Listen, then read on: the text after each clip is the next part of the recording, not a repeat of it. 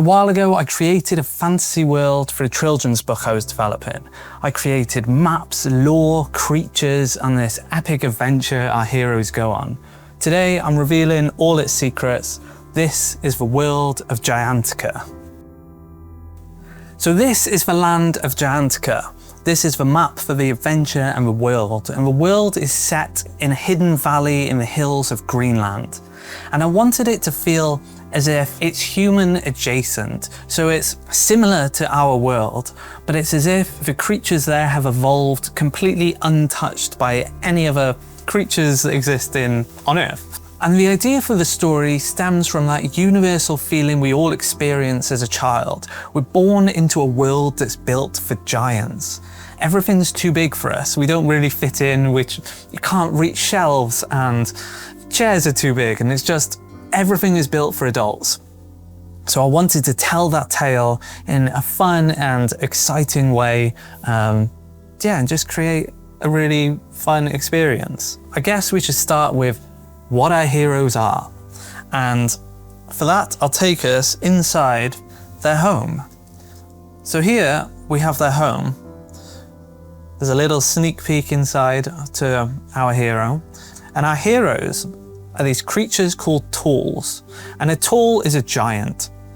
It's just a specific breed of giant. They're essentially humans, but just twice as big. And our hero is the smallest of all of them. He's the smallest tool. So let's go inside the house. Here we have our heroes. Well, there's only one hero, and it is the smallest tool. He's so much smaller than all his siblings. I mean, he's got two siblings who are on this adventure, but he's the smallest of all of them. He's about half their height, and for reasons unbeknownst to him, he just doesn't grow.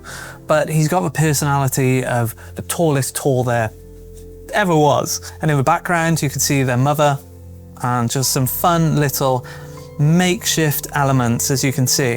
I wanted everything to feel as if they've built it themselves, and everything is kind of borrowed and put together, and they've chopped down trees and they're making things out of their environment because they're not rich, they're just living off the land. This is how it looked painted, which I think looks really cool. And there's some subtle world building inside here. Under here, preemptively tells the story of the adventure they're about to go on, which I think is fun. And we have little creatures down here. That's a booger mouse that lives off snot. It's kind of gross, but I thought it was funny. You have fireflies, and fireflies in this land, they treat them as pets. They all have their own individual personalities, and they're sort of a bit larger than life creatures. So yeah, let's move on to the next interior.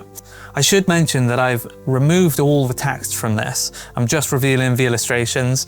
I eventually parked this project, I've just shelved it, but I quite liked some of the storytelling in it, so I might use that for other stories at a later date. So our story begins with our hero sneaking out the house at night on a quest to hunt for fireflies. At least, that's what his siblings think he's up to. In reality, he has read a book that reveals all kinds of secrets about Giantica that his siblings don't know. And I wanted our hero to be bookish because he's just stuck inside all day. He's too small to be out doing what the other tools are doing, exploring the lands. It's too dangerous for him. So instead, he stays behind, trapped inside, just reading books all day. But that's a good thing because he's learned all kinds of secrets that his siblings don't know. The only challenge with that is that tools have this habit of exaggerating the truth. So it turns out that a lot of the things that he's read are vastly exaggerated, or the truth just isn't quite what it seems. So this is where we are in the story.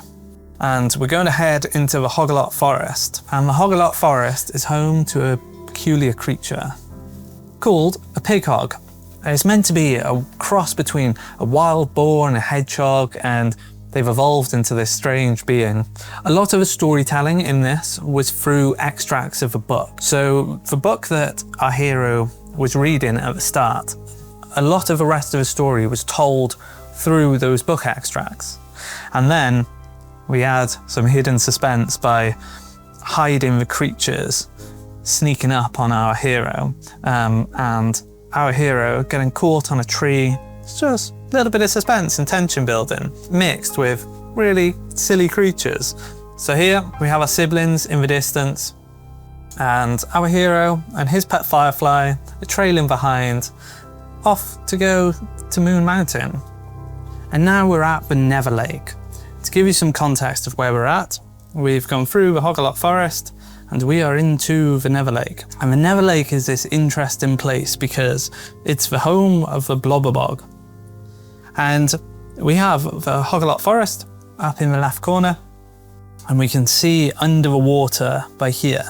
And a Blobberbog is this creature that just lives in the boggy water. And the idea is that it releases these toxic burps that turn the water into almost like this bubble bath, but this really disgusting, toxic bubble bath. And the only cure for that stench is garlic. So here you can see a firefly carrying garlic and our hero shoving garlic up people's noses. Very silly, very strange, but I quite enjoy it. And we have little details like dead fish that are kind of rotting away in the bubbles, a little sign floating on the water with a frog that's also burping. There's a lot of burps in this place. There's also, for context, bubble burp pools that come off the Never Lake and the Bugger Belch Rapids that enter it. And the reason it's called the Never Lake is because you should never go there. You're not meant to go on the water, it's not good for you, but sometimes needs must and you've got to traverse the land, so you have to cross it. And once you pass the Never Lake, you get to the Moon Mountain. This is actually Snotplot Path. So as you can see here, we have left the Never Lake and we're following the Snotplot Pass, which goes all the way to the summit of Moon Mountain. Again, we have that storytelling element with the extract of the book that's telling the tale of the adventure they're on. And the Snotplot Pass has this creature called a Snotoplop. The Snotoplop exudes this kind of glue-like saliva and it just spits it out all over the path and it just captures creatures and you all get stuck in there. A funny little detail, at least I think is funny, is that the creature is wearing all the shoes of its victims that it's captured along the way. And here you can see our hero siblings are both stuck in the glue, and our hero is creating makeshift boots out of leaves. Again, it's just tying in that element of living off the land and using the environment and being able to create things in makeshift ways. They're brought up doing that, so making a pair of boots out of leaves is something that is just normal to them. And I really liked just how kind of treacherous this path is. It's just an epic drop off, a load of exposure. All this is happening at night as well, so they're all carrying jars of fireflies, and we got a pet firefly coming along there, because when they reach the summit, they are going to be collecting fireflies. And now we're at the summit of Moon Mountain. So if we look at our map, we are here. So on the top of Moon Mountain, the siblings are collecting fireflies because they'd want some new pets. And to the right, we have our hero who is trying to lift the sacred stone. So here's a little secret part of a story that I haven't revealed yet. Here, we have the sacred stone of Moon Mountain. And this whole adventure is because this little guy, our hero, wants to be like the other tools. He wants to be that big, but he's just not growing. So he read about this legend of the sacred stone of Moon Mountain, that if you can lift it from the ground, it gives you this magical power to become the tallest tall of all. However, when he does that, nothing happens, and the magic just doesn't seem to work for him. But there's something else happening over here with a firefly, which I'll reveal shortly. And there's also a hidden element with the creatures hiding. So all the creatures from throughout the tale are hiding behind the rocks, preempting what's about to happen next. So here in the foreground, we have all the creatures from the adventure they've just been on. We have the Snotplop, a pig hog, and a blobber bog. Now, something that you may or may not have noticed is that our hero here lost his bag all the way back in the Hoggalot Forest. So if we go back to a Hoggalot Forest, we got caught on a tree by here, and we haven't seen it since. And his sister lost her hat. So we can see by here, she lost her hat. And on the Snotplot path, the brother lost his boot. So there's all a bunch of items that have been lost along the way. And these creatures, although seemingly dangerous, have arrived wearing those items. This is where the story got weird. I think sometimes you can write stories and just be way too close to it, and really overcomplicate things. And I don't think this element really needed to be part of it at all. This is part of the reason why I just parked the story, and I might revisit it in the future, but it's just way too complicated and way too confusing, and there was so much storytelling was told completely visually, which, if it's not preempted through text, sometimes that can be hard to follow. Anyway, back to the story. So here we have an epic reveal, just a nice fun close-up of our characters, and they're slicing through the page. There's some really nerdy detail, but I quite like the intricacies of this, with the little chin hair and the little chubby mouth. I thought it was fun. So we have a pig hog here and a Snotplot by there. Now, do you remember me saying about the legend of the one true tool, the sacred stone of Moon Mountain? And here we have a firefly. So our hero desperately wanted the magic to work for him, but it didn't. So he's walking away because he has realized that these creatures over here are about to destroy his siblings. So he has to do something. But whilst he's distracted by that, this magical stone works for the firefly. I'm realizing whilst going through this just how confusing I've probably made this whole tale. But now we have this tiny firefly, and the magic has worked for him, and he has turned into the biggest firefly in Giantica. It's fun. And our hero is not best pleased about that. So he's storming off.